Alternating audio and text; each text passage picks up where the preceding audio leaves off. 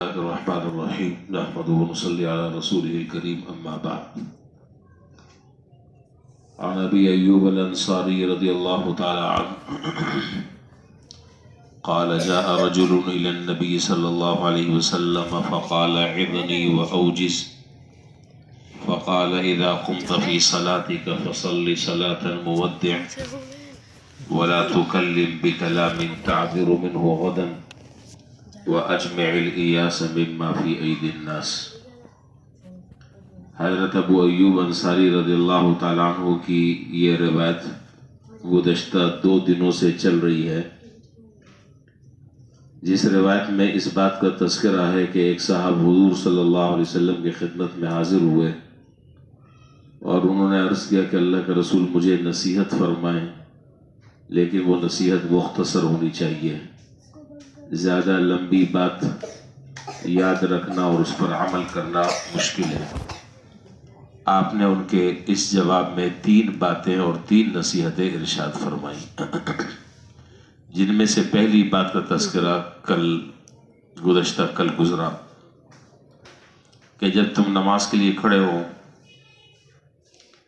تو ایسی نماز پڑھو جیسے رخصت ہونے والا نماز پڑھتا ہے۔ اس کے حدیث کے اس جملے کے 2 مطلب کل بیان کیے تھے۔ دوسری نصیحت اور دوسری جو بات ارشاد فرمائی وہ یہ وَلَا تُكَلِّمْ بِكَلَامٍ تَعْذِرُ مِنْهُ غَدًا، کوئی بات زبان سے تم ایسی مت نکالو کہ جس پر کل تمہیں دوسرے کے سامنے معذرت کرنی پڑے، جس کا حاصل یہ ہے کہ بغیر سوچے سمجھے زبان نہ چلاؤ، پہلے سوچو، پھر تولو، پھر بولو۔ اب آپ کہیں گے کہ جی اگر آپ کی بات پر عمل، فرض کریں کہ اگر آپ کی بات پر عمل کر لیا جائے تو پھر تو بڑا سارا ٹائم اسی میں لگ جائے گا، پہلے سوچا جائے، پھر اس کے بعد تولا جائے، تولنے کے بعد پھر بولا جائے، تو ظاہر ہے کہ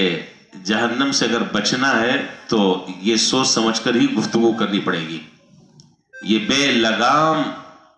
شتر بے مہار کی طرح جو زبان چلتی ہے اس سے بڑے نقصانات ہیں،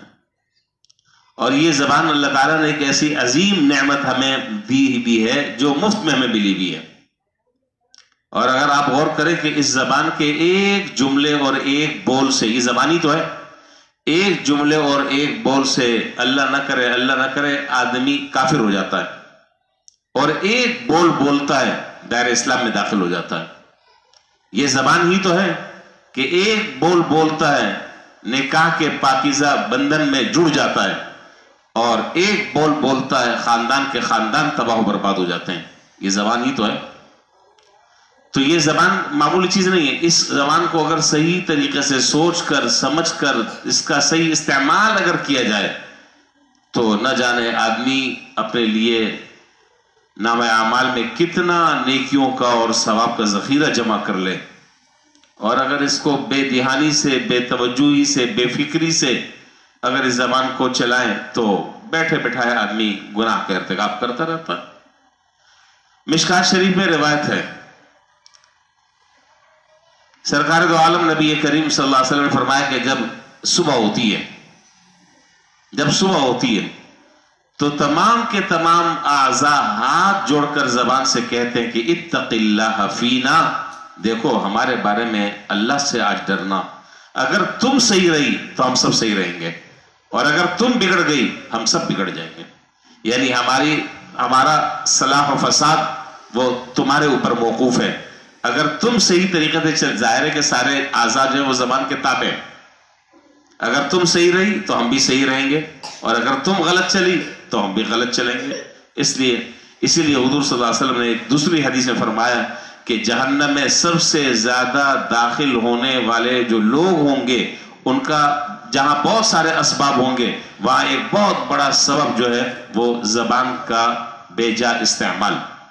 زبان کا غلط استعمال۔ اسی زبان سے غیبت ہوتی ہے، اسی زبان سے جھوٹ بولتا ہے، اسی زبان سے دھوکہ دیتا ہے، اسی زبان سے دوسروں کو تکلیفیں پہنچاتا ہے، اسی زبان سے دوسروں کے لیے اظہار رسانی کے کام کرتا ہے۔ جتنے بھی گناہ ہیں سارے کے سارے گناہ جو ہے وہ زبان سے ہو رہے ہیں. اسی لیے آپ نے پڑھا بھی ہوگا اور دیکھا بھی ہوگا حضرت تھانوی رحمۃ اللہ علیہ کی کئی کتابوں میں باقاعدہ ایک چیپٹر ہے, ایک عنوان ہے آفات اللسان, زبان کی ہلاکتیں, زبان کی آفتیں, وہ پڑھنی چاہیے. کیا کیا زبان کی ہلاکتیں. بس آخری بات کہہ کر میں بات ختم کر رہا ہوں. حضرت حکیم لقمان کا آپ نے نام سنا ہوگا. حضرت حکیم لقمان بہت بڑے دانا اور بینا شخص گزرے تھے, نیک آدمی. ان کے مولا نے اور ان کے آقا نے ایک مرتبہ حضرت حکیم لقمان سے کہا کہ آپ ایک بکری ذبح کریں, اور بکری ذبح کرنے کے بعد اس کی 2 چیزیں جو تمام اعضاء میں اس کے اچھی ہو وہ پیش کریں. چنانچہ انہوں نے بکری میں رانے بھی ہوتی ہیں اور دستی بھی ہوتی ہے, پیڑ بھی ہوتا ہے, سینہ بھی ہوتا ہے, ساری چیزیں ہوتی ہیں. کہا کہ ان سارے کے سارے اعضاء میں 2 چیزیں جو سب سے اعلیٰ ہوں وہ پیش کریں. تو انہوں نے حکم کی تعمیل کی اور بکری ذبح کرنے کے بعد اس کا دل اور زبان لا کر پیش کر دیا. دل اور زبان لا کر پیش کر دیا. پھر ان کے آقا نے کہا کہ اے لقمان اب ایک اور بکری ذبح کرو, اس کی سب سے 2 بدترین چیزیں وہ لا کر پیش کرو, 2 بدترین چیزیں لا کر پیش کرو. پھر وہ بکری ذبح کی انہوں نے اور یہی دونوں چیزیں دوبارہ لا کر رکھ دی. تو آقا نے کہا کہ یہ کیا, جو سب سے اچھی چیز کہا تھا وہ بھی یہ لے کر آئے, اور جب سب سے بری چیز کہا تھا تو بھی یہ لے کر آئے. تو انہوں نے کہا کہ حضور بات یہ ہے کہ جب یہ دونوں چیزیں اگر صحیح ہیں تو ساری چیزیں صحیح ہیں, اور دل اور زبان اگر خراب ہے تو ساری چیزیں خراب ہیں. بہرحال اس حدیث کا حاصل یہ ہے, اور اس سے جو سبق ہمیں دیا جا رہا ہے وہ یہ ہے کہ زبان کو بلا سوچے سمجھے نہ استعمال کرو, سوچ سمجھ کر استعمال کرو. ایسی بات کرو جس سے دنیا کا فائدہ ہو, یا ایسی بات کرو جس سے آخرت کا فائدہ ہو, جو تمہارے نامہ اعمال میں اجر ثواب نیکیوں کا اضافہ ہو. لیکن گناہ کے کاموں میں اس زبان کو استعمال کرنا یہ کل قیامت کے دن تمہارے لیے باعث ندامت اور باعث حسرت ہوگا. اللہ تعالیٰ جل شانہ ہم سب کو اس زبان کو صحیح طریقے سے سوچ کر سمجھ کر صحیح طریقے سے ادا کرنے کی توفیق عطا فرمائے, اور زبان کی جو آفتیں اور ہلاکتیں اس سے اللہ ہم سب کی حفاظت فرمائے. وآخر دعوانا الحمدللہ رب العالمین.